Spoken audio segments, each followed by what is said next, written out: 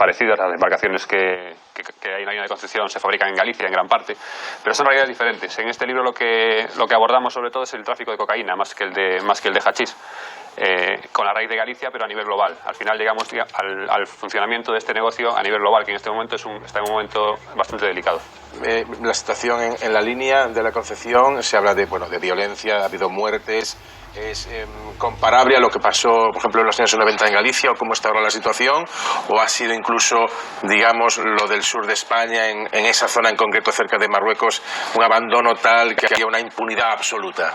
Es diferente, yo creo que es diferente lo que sucede allí. Es otro tipo de bandas las que operan en la línea, las que operan en Galicia, son gente más joven, a lo mejor más inexperta, y precisamente por eso han caído en ese error de esa espiral de violencia, que lo que ha hecho no ha sido más que llevar a la Guardia Civil, a la policía a esa zona y un poco ponerles contra las cuerdas, ¿no? Que es lo que está sucediendo ahora mismo. Y Sito Miñanco, que es un personaje clave, central, protagonista de la novela de Nacho Carretero, Fariña, de la serie también que tuvo mucho éxito en televisión. Estos días creo que además va a ser juzgado dentro de poco, un nuevo caso, ¿no? Lo tenemos otra vez en juicio el jueves, precisamente en Pontevedra. Vuelve a ser juzgado por un caso de blanqueo de capitales, un caso bastante antiguo, pero que llevaba un tiempo ya ahí en la nevera, y en el que, en teoría, pues la justicia pretende arrebatarle pues gran parte de su patrimonio, especialmente las mansiones que todavía mantienen en la zona de Galicia, sobre todo. Vamos a ver ahora unas imágenes, porque todo esto viene de los años 90, y algunos que vamos teniendo ya unos cuantos años nos ha tocado torear, por decirlo suavemente y de forma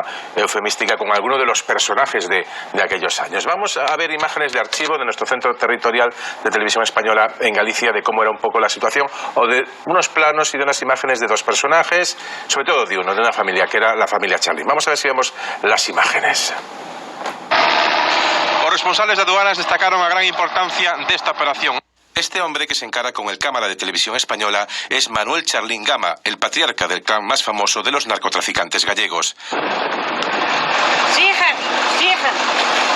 Sigan, cuidado, arruinando familias, arruinando gente, sigan para adiante. Ustedes arruinando, non tendes vergüenza. E vindes a arruinar a xente e a familia, desgraciados. Puede usted hacer lo que quiera. Hala por aí. Puede usted hacer lo que quiera. Hala por aí, váyanse por aí, a roubar a outro lado. Mira. Váyanse por aí. No, espera, déjalo. Corran. Ha roto el cristal. Sí, se rompió o cristal, hermano mío, rompió usted a cabeza, váyanse.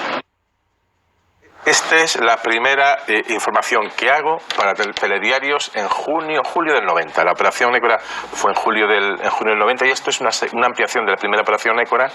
La señora, esta es Josefa Charlín, con el que está hablando soy yo, que estoy en el coche, y hay una parte muy divertida. Yo estaba acongojado, por utilizar una expresión, acongojado, pero ahora era un chavalín, y de pronto me rompería la cámara y decimos: señora, le informo que nos ha roto la cámara. Y dice: la lástima que no te rompiese la cabeza. Digamos, ese es, digamos, lo que pasó con Josefa Charlín. El del medio es Manuel Charlín, que es uno de los que sale en la serie. Va a un juicio por Charpo, una de sus supuestas tapaderas, de un cocedero de marisco, e intenta pegar a nuestro cámara, Manuel Yáñez, y yo tengo que salir en su defensa. Y el primero que sale soy yo. No. Es decir, que tenía menos peso y un poco más de pelo. Pero así pasan las cosas, 20 y tantos años de todo esto. Pero todo este fenómeno, esto es en la zona de la Ría de Rosa, todo esto ha cambiado.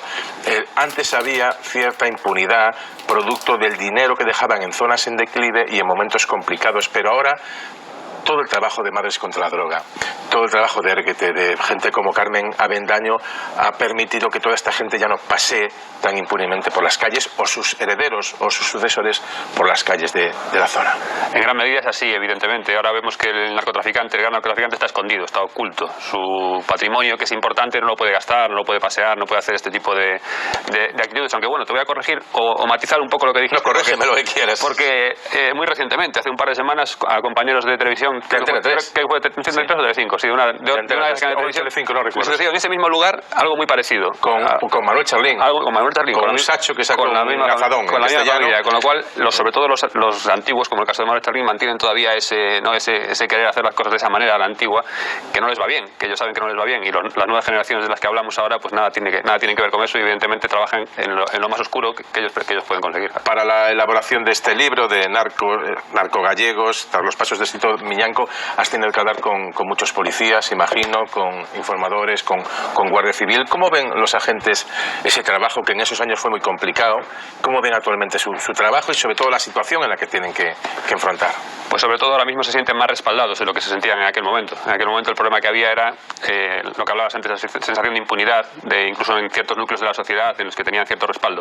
Ahora mismo, gracias al trabajo que comentabas de Madres contra la Droga, de otro tipo de colectivos, pues esto, al final en Galicia hay un rechazo contra estas actividades. Eso ha hecho que haya un respaldo, mayor respaldo a las fuerzas de seguridad. Y también antes de la actuación de Baltasar Garzón, el 5 o 6 de junio del 90 me parece que fue la primera intervención, no sirvió para unas grandes condenas, de hecho muchos acabaron en libertad, pero sí marca un antes y un después. También en las fuerzas de seguridad. Hasta ese momento, en algunos cuerpos, fundamentalmente la Guardia Civil y en algunos acuartelamientos de la zona de la USA, había personal pagado por Sito Miñanco, por Laureano Ubiña, etcétera, etcétera, etcétera, etcétera, o por lo menos por personal que estaba en ese mundo, que ahora ya no pasa. Afortunadamente todo está mucho más controlado y eso permite mayor éxito persiguiendo a esta gente. Sí, sobre todo en Galicia hay una gran presión. Ahora mismo tenemos que decir que hay las mejores policías seguramente en este sentido del país están en Galicia y eso hace de muro de contención, digámoslo así. Si no, el escenario global que hay ahora mismo a nivel mundial es, como te decía antes, muy delicado, sobre todo por la sobreproducción que hay en Colombia. Ahora mismo hay una producción bestial de cocaína, hay gran cantidad de droga en el otro lado del Atlántico y gracias a esa gran presencia, a esa gran actividad en Galicia, lo que está haciendo es desviar un poco las rutas. No es que no haya tráfico de cocaína, sino que se está desviando hacia otras latitudes, especialmente África. Narcos gallegos están en África ahora mismo moviéndose. ¿Y está entrando mucha droga en Galicia ahora? Sigue entrando más o menos a los mismos niveles. Es un tema bastante estable, desgraciadamente bastante estable, aunque con lo que te comento, ahora mismo las rutas se están desviando. Precisamente ahora mismo, en este mismo momento que estoy hablando, está llegando un barco con sobre 1.500 kilos de cocaína por una ruta diferente que están utilizando ahora más al sur, digamos, intentando esquivar España y que lo ha detectado las fuerzas de seguridad de España, que seguramente mañana llega a un puerto español con esa droga decomisada. Pero están ya decomisado el barco, incautado, entraron los geos. En camino ya está todo cerrado, en camino hacia España. Mañana lo tendremos aquí, con lo cual es algo que... ¿Alguna pregunta? Sí, el otro día se me quejaba amargamente un miembro del Sindicato Unificado de Policía diciéndome que es absolutamente imposible, que no dan abasto con los efectivos que tienen, tanto en la línea, como decía Xavi, como en el norte de España, ¿no? Los métodos para introducir la droga se han ido convirtiendo, se han ido sofisticando más, o son los mismos. El otro día alguien me decía que utilizan incluso semisubmarinos para entrar con la droga. Alguna vez pasó, yo no sé si ahora, pero hubo un momento que pasó que llegaron a la ría de Vigo, me parece, un sumergible de esos, pero que vamos, que fue mal dirigido porque encalló contra las rocas y quedó ahí medio en superficie. Voy a explicar sobre eso. El tema de los semisumergibles precisamente aparece muy explicado en el libro. Ese del que habla Xavi es un semisumergible fabricado en Galicia, que fue bastante rudimentario, entonces acabó encallando. Pero sí es cierto y es verdad que en Colombia están echando mano de personas, ingenieros de Europa del Este, muchos de ellos, para la fabricación de semisumergibles de gran tecnología, valorados a lo mejor en 2-3 millones de euros. Los utilizan para una parte del transporte y una vez han cargado la droga en otras embarcaciones, bien pesqueros, bien planeadores, son capaces de hundirlo en medio del Atlántico y olvidarse, porque es un dinero 2 millones que para ellos es poco con lo que ganan. Sí, a ese nivel, sí. ¿Alguna pregunta, Calleja? Sí, bueno, que yo creo que esto nos reconcilia con el periodismo, ¿no? Un trabajo de investigación sostenido, serio, riguroso y contando cosas que pueden traer riesgo. De manera que enhorabuena por tu trabajo. Muchas gracias. Sí, yo quería preguntarte una cosa. Con todo el tema de Pablo Escobar, ¿no? Que se ha hablado mucho de cómo se ha blanqueado, digamos, un poco la imagen de Pablo Escobar, ¿no? Luego Fariña, que de alguna forma son personajes que generan una cierta simpatía, ¿no? En ocasiones. ¿Tú eso lo percibes o se ha roto abiertamente con ellos?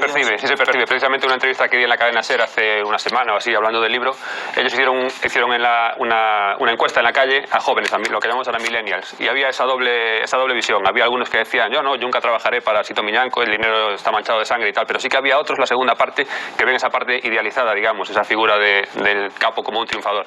Precisamente este trabajo sale un poco como para hacer frente a eso y para dar la visión de la realidad, que no es esa, sino que es una realidad mucho más miserable. Leonor. Bueno, también recomendaría el cártel de Don Winslow, porque ahí sí que se explica perfectamente todo lo que está pasando en México, que es una cosa atroz, pero realmente atroz y no comparable a lo de aquí. ¿Tú crees que la legalización de las drogas acabaría con este problema o traería otros problemas peores y muy distintos? Yo creo que en absoluto. La legalización al final y va a traer más problemas. Eso pasa, o sea, se puede ver en países como Holanda, por ejemplo, que no es una legalización total, pero estamos hablando de Holanda y de Bélgica, que son dos de los países por los que entra más cocaína ahora mismo a nivel mundial, ya no te estoy diciendo a nivel Europa, a nivel mundial. Y es un poco viene dado también por la permisividad. Allí las fuerzas de seguridad, a lo mejor también por el tema político, ¿no? De que sean un poco más permisivos, pues la investigación es muy, muy pobre y eso está haciendo que esté entrando grandísima cantidad de cocaína en Bélgica y en Holanda. Es un ejemplo de que ese tipo de políticas no son positivas, no son para mi punto de vista. En la zona de Europa empezaron a través del tabaco de contrabando exportado, del tabaco de batea que decíamos en nuestra tierra, se empezaron a establecer las primeras rutas de salida de tabaco, salida de dinero y luego de salida de droga y luego de salida de todo tipo. Y al hilo de eso, ¿qué te dicen los agentes de seguridad? ¿Esto va a ser un fenómeno que siempre esté reprimido y se va a mantener en un nivel tolerable de represión? ¿Va a haber puntes, apuntes, repuntes, picos, para arriba, para abajo? ¿Cómo está? Y sobre todo para los próximos años, ¿cómo se plantea? Ellos hacen especial hincapié en que se mantenga la actual presión que existe ahora mismo. Dicen que a un mínimo de presión que baje la presión, otra vez en Galicia volverá a ser otra vez pues un lugar de entrada privilegiada. Este último año hubo una gran cantidad de cocaína incautada. Lo que han conseguido con esto es desplazar hacia la zona de África, lo que comentaba ahora, el barco este que llega. Las rutas que siguen ahora intentan esquivar España. La cocaína que llega hacia Europa intenta esquivar España precisamente por la gran presencia de la policía. En todo caso, la infraestructura, los lazos continúan ahí, los gallegos siguen trabajando de otras latitudes, desde África a lo mejor, y a lo mejor el futuro va por ahí, va por los malos, digamos, están diversificando sus rutas, sus vías, y la policía pues también tiene que a lo mejor tirar de información internacional, contactos con la DEA, con agencias internacionales, para poder mantener a raya este negocio. Pero la presión es fundamental. Si baja un poco la presión, el tráfico continúa. Los malos y los buenos. Sí, claro. Pues Víctor Méndez, autor de Narcogallegos, tras los pasos de Sito Miñanco, muchísimas gracias por aclararnos un poco más cómo están ahora mismo las cosas y el narcotráfico en Galicia, y mucha suerte con el libro. Gracias a vosotros. Nosotros vamos con otra imagen, una información de última